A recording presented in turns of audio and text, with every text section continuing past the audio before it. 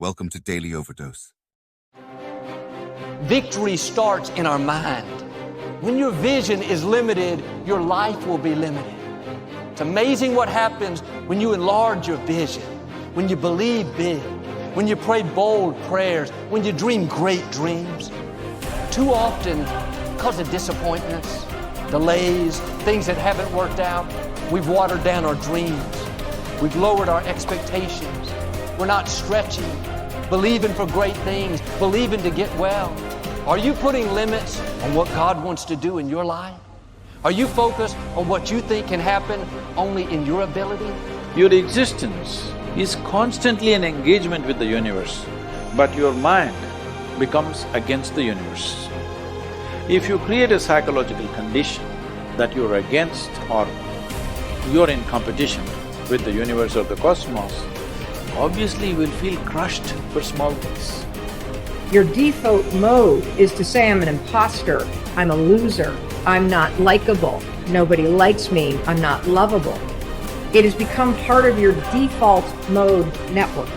And it's super important for you to realize that just like I could go from being a right-hander and teach myself how to be a left-hander, it is the exact same process for you to go from somebody who defaults to thinking negative garbage to becoming somebody who thinks directly.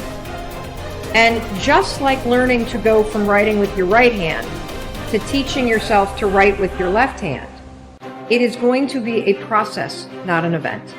It is going to require you to switch out of the mode where you automatically grab the pen with your right hand and you direct your thoughts to deliberately grab this pen with your left hand. Things are going well, you're happy. When things are not going well, you're sad. But when you learn how to self-regulate and create more coherence in your brain and heart, then you're no longer dependent on your outer world controlling your mood. When you're inspired by something or someone in your life, you feel the magic. Now's the time to be the magic. What are you going to do? Are you going to let the masters inspire you to feel it, or are you going to strive to be a master? It's your choice. The magic is waiting, not only for you just to feel it, but to be it. Nobody can take this away. The first step is getting completely and brutally honest enough to say, I am tired of myself. When you say I'm sick and tired of being sick and tired, that's the facilitator of change. That's when you're ready to say these words, no more excuses. No more excuses. You know that you have an image of yourself inside. When you stand in front of a mirror, you see a reflection of the physical you. But that's not the real you. You have a picture of yourself in your mind. You know, Dr. Maxwell Maltz wrote a book back around 1960. It was called Self-Image Psychology, Psycho-Cybernetics. It's a phenomenal book. He said it was the greatest discovery of his generation. He was a cosmetic or reconstructive surgeon, and he found he would do work on people. He might have done a nose job or removed a terrible scar. And he noticed that when he did that, there was a phenomenal change in their personality. But he noticed with others, he would make a phenomenal physical change and there was no change in their personality. And that led him to postulate that we have two images. We have the one that's coming back from the mirror, but we've got an inner image. And that inner self-image is literally controlling our life. You will find people that have a very poor self-image or low self-esteem. They won't look you straight in the eye. They're afraid to shake hands with you. They're very shy and withdrawn. They go through life hiding from life. They don't like themselves. They don't know themselves. Do you know when a person improves their self-image, they change their entire life. Their income changes, their relationship changes, their health changes. And do you know how you do that? Start studying you. Start to find out more about you. There's something phenomenal about you. Do you know when I began to study this material 57 years ago, I had very poor self-image. I had low self-esteem. I took dumb jobs. I never earned any money. I never had fun. I had poor relationships. And as I started to study, real solid information, everything in my life started to improve. I've got friends all over the world today. I earn millions of dollars. I'm in my 80s and I got as much energy as a person in their 30s. You see, when you start to understand really who you are, you're God's highest form of creation. There's things about you that just about blow your mind as you start to study and really understand them. You'll walk a little taller. You'll stand a little straighter. And you know something? You'll enjoy a whole lot more of life. The moment you think you're the most important person in every room that you're in, the moment that your ego screams more loudly than your hunger to grow and represent mastery is the beginning of your descent into obsolescence and irrelevance. You are only as good as your last performance. I remember reading about one of the icons from Hollywood, and he said it. He said, I'm only as good as my last picture. It's so easy to sort of hang your hat on something you did a year ago or 5 years ago or 10 years ago. Maybe, the great musicians, they all have that in common. It's not like, oh, I did this album 40 years ago and I'm sort of still dining out on that great masterpiece. The great ones, the people of great influence, the people of great creativity, they understand that you're only as great as your last performance. The elite athletes I've mentored, this is how they see it. They say, last year's championship performance is this year's starting point. So look, we all want to be satisfied. We all want to be happy. We all want to wake up every day and go through life feeling a sense of joy. But there is a great danger in being completely satisfied. When I work with the billionaires and the titans of industry and the Hollywood superstars, here's what I notice. They're never satisfied. Now, sometimes if you don't manage that unsatisfaction, you're going to be a very unhappy person.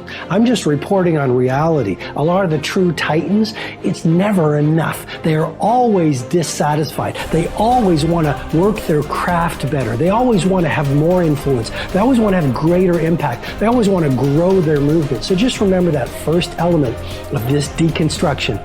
Satisfaction breeds stagnation. You want to be joyful and grateful, and yet at the same time, you never want to lose the fire in your belly to be better, to materialize more of your primal genius, to offer value to more people, and to grow the very thing that you do. So, worrying about whether something will or will not happen is not only completely futile, and what is now being discovered by science, actually adds fuel and power to that thought, making it potentially more likely to occur. Not all of your thoughts have the capacity to change your world. Only the habitual ones, or those that are fueled by emotional intensity. Most people meander through life, ending up in a career because of chance, not choice, and are not that passionate about anything. Therefore, they fail to engage this force in any way other than stressing about their credit card bill. It is the addition of emotion to thoughts that give them their power. How that happens, we don't really know yet. Although how the brain deals with emotions may hold a clue, for a long time it was assumed that emotions arrived after thought. It was believed that when sensory signals reached the brain's translator, the thalamus, they were then interpreted and sent to the correct department. The signal would travel to the thinking bit, the neocortex, and then onto the feeling bit, the limbic system, where it would initiate an appropriate response.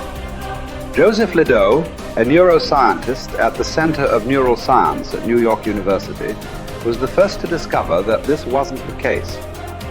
There are two little almond-shaped structures called the amygdala perched above the brainstem on either side of the brain. They control emotion. Ledoux's research proved that when signals from the senses reached the thalamus, two signals were sent out, not one. The first traveled across a single synapse to the amygdala, and the second signal was routed to the neocortex for conscious assessment. The result is that the amygdala hijacks thinking and has you springing into action before you are fully aware of what's going on. It is this reflex that will cause you to jump in a river to save a child before your thinking brain has even registered the danger. It's also why an emotional outburst often arrives before the brain's engaged. Unfortunately, This discovery illustrates the fact that emotion has direct and powerful access to the subconscious mind. It triggers action faster than logical thought alone, and therefore may be partly responsible for why emotion is such a potent and essential ingredient in turning thought into reality. The more intensely we feel about an idea or a goal, the more assuredly the idea, buried deep in our subconscious, will direct us along the path to its fulfillment.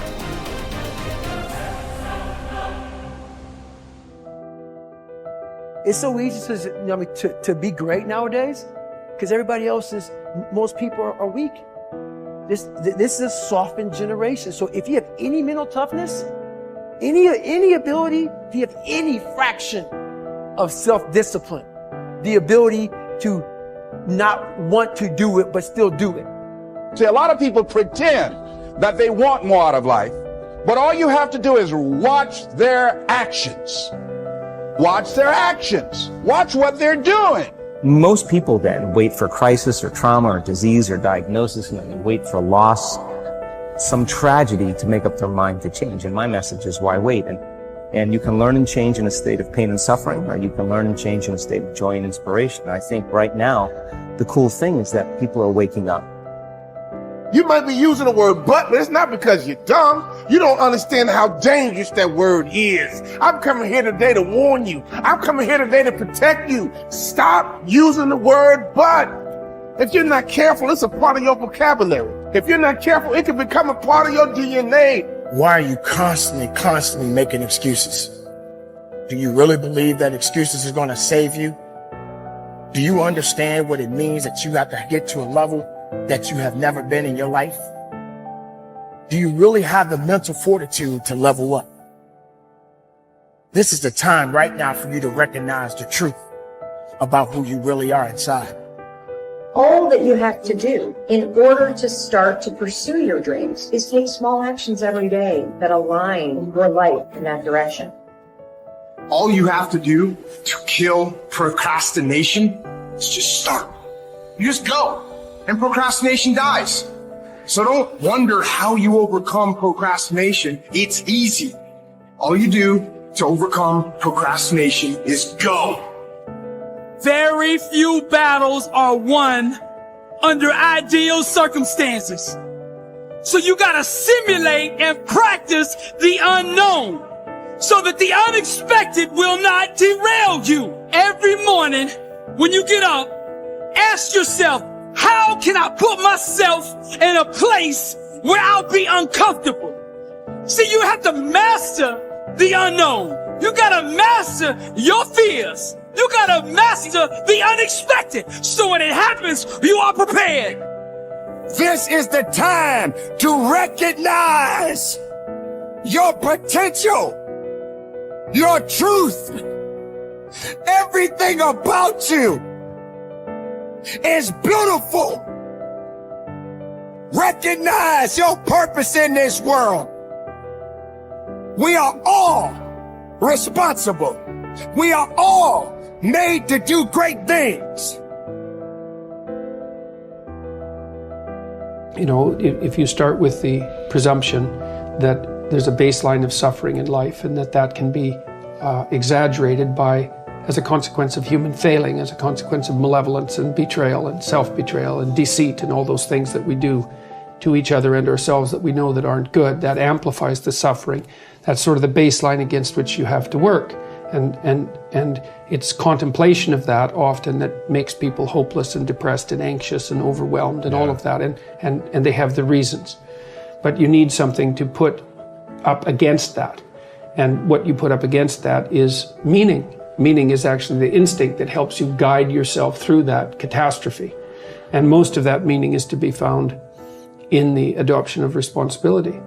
So if you think, for example, if you think about the people that you admire, well, you think about when you have a clear conscience first, because that's a good thing to aim at, which is something different than happiness, right? A clear conscience is different than happiness. Yeah, it's better. Yeah. That's you're not better. like guilting yourself. You're not feeling bad about yourself. That's right. You feel that you've justified your existence, right? And so you're not waking up at 3 a.m. in a cold sweat thinking about all the terrible things that you've involved yourself in. What you said to someone that you shouldn't have said, or how you acted, or lied. What opportunity you lost, or the things that you've let go that you should have capitalized on, and all of that. And so if you think about the times when you're at peace with yourself with regards to how you're conducting yourself in the world, it's almost always conditions under which you've adopted responsibility, right? At least the most guilt I think that you can experience perhaps is the sure knowledge that you're not even taking care of yourself, so that you're leaving that responsibility to other people, because that's pretty pathetic. And unless you're psychopathic and and you're living a parasitical life, and that characterizes a very small minority of people, and an even smaller minority think that's justifiable. But most of the time you're in guilt and shame because not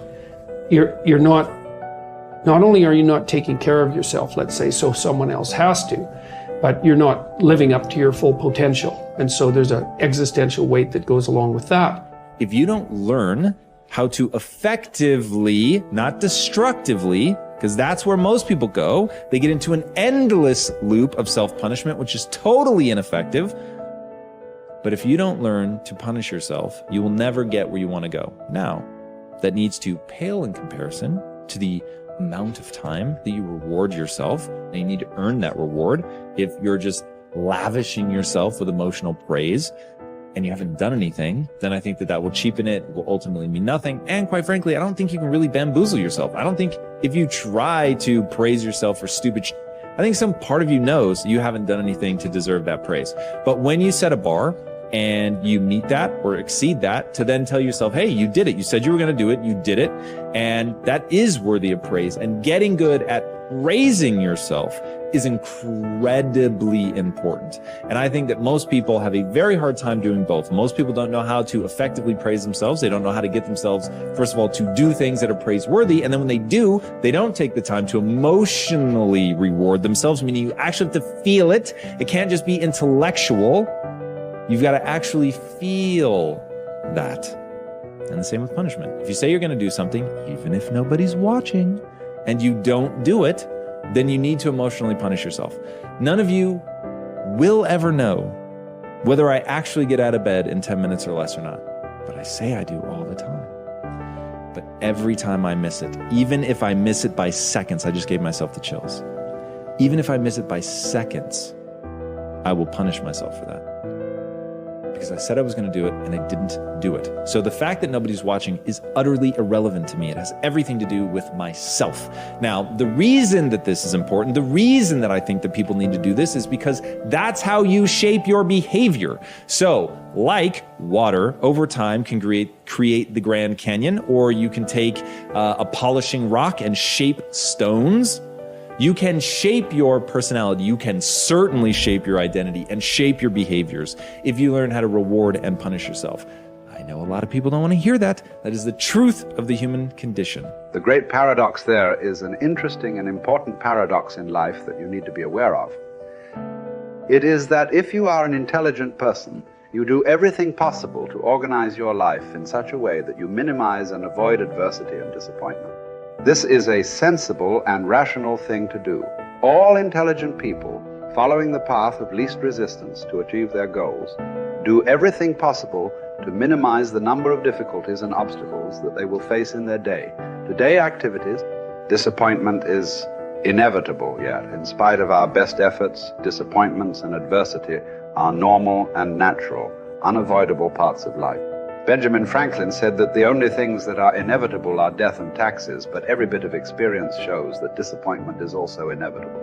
No matter how well you organize yourself and your activities, you will experience countless disappointments, setbacks, obstacles, and adversity over the course of your life.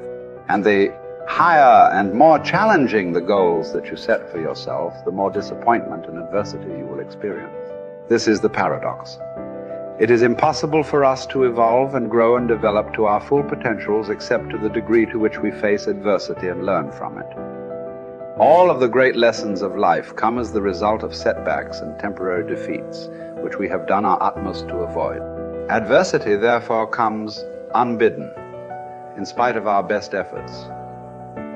And yet, without it, we cannot grow into the kind of people who are capable of scaling the heights and achieving great goals. Adversity is what tests us throughout history.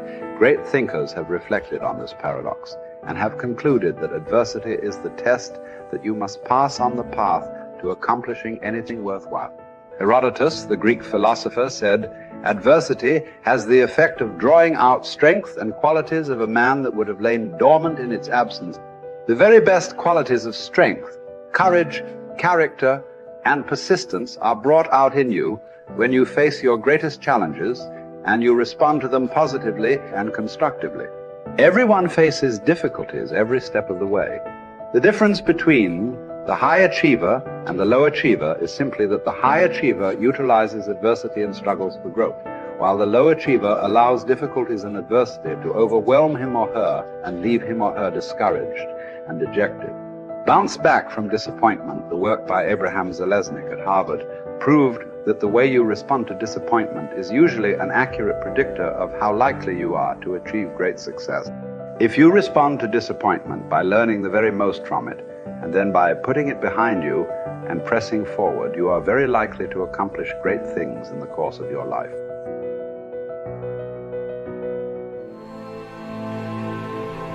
You say to someone, "Why are you feeling this way? What's wrong with you today?" And they say, "I am this way because of that person, because of that circumstance." What they're really saying is, that person or circumstance is actually controlling my feelings and controlling my thoughts. Well, anything that's controlling my feelings and my thoughts, I'm victim to, right? So it makes sense then that when things are good, you feel good, and when things are bad, you feel bad, right? So when you start changing the way you think and feel, and it starts producing outcomes in your life, you're going to believe you're the creator of your life and less of the victim of your life. And the hardest part about all of this is just making the time to do it.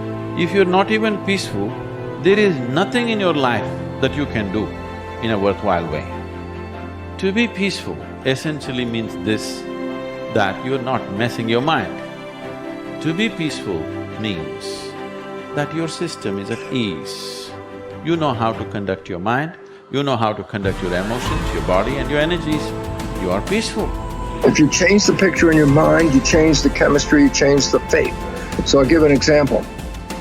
If I have a picture of love in my mind, the brain releases complementary chemistry, dopamine, pleasure, oxytocin, bond with your loved one, growth hormone, which does exactly what it says. It enhances your growth, and that's why when people fall in love, the chemistry of the brain going into the blood, the culture medium, enhances vitality. People glow when they fall in love. People are healthy when they fall in love. That's just not an accident, it's the chemistry of your culture medium.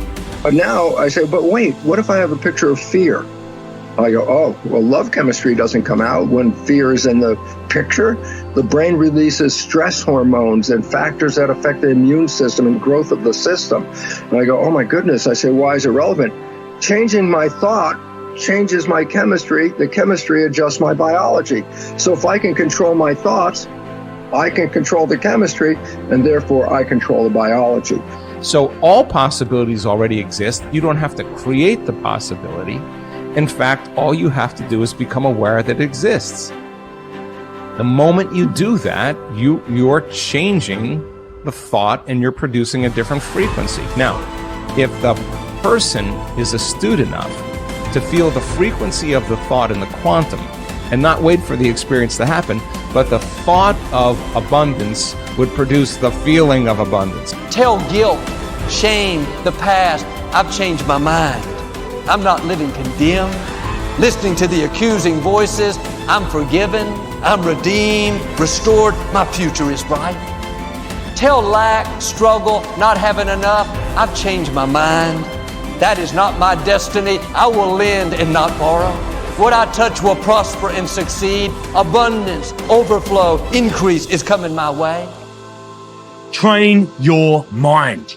Train your mind not to focus on the problem and make it bigger, but focus on the solution to solve it. Stay positive, stay focused, and most importantly, stay strong. The way we've been using our thoughts are not necessarily productive. As a matter of fact, sometimes our investments of our thoughts are actually counterproductive because our thoughts create a reality that we then have to overcome. So basically it says that we must start to become aware of our thoughts. And why is this important? Because thoughts represent units of energy. Every time you have a thought, you use energy. Why this becomes relevant is, if I give you a checkbook for your bank account, you don't go down the street and just write checks to people like, oh, hey, you're a nice looking guy. Here's $10 for you. And, oh, here, little girl, go out and buy yourself a little car. Here's $1,000 for you. And you don't give away your money. Why? Because giving away your money is giving away your life. So basically, you become very frugal when you have a checkbook in your hand. Now, what I'm trying to tell you is this.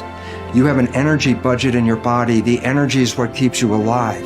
When you start using energy and writing checks where you get no return from your energy, then it's exactly the same as writing checks out of your bank checkbook and giving away your cash. So why this becomes important is the biology of belief reveals how our thoughts create our reality. And if you start investing in thoughts that are counterproductive, thoughts like fear, or what am I going to do, and how am I going to escape this problem, or how's this going to go wrong, and all these other kinds of thoughts that are negative kinds of thoughts, then realize this. You are actually not just using your energy for having these thoughts, but these thoughts are also what come into your reality. What you focus on with your thoughts, your brain will manifest as reality. James from Harvard said, believe, and your belief will create the fact. All things are possible if you believe. Well, you know, I studied for a long time. I started to study this book, Think and Grow Rich. And he talks about belief in here. He says you're not ready for what you want until you believe you can get it. I found that the only two sources of reference we could go to find out anything about ourselves is science and religion. They all say you've got to believe.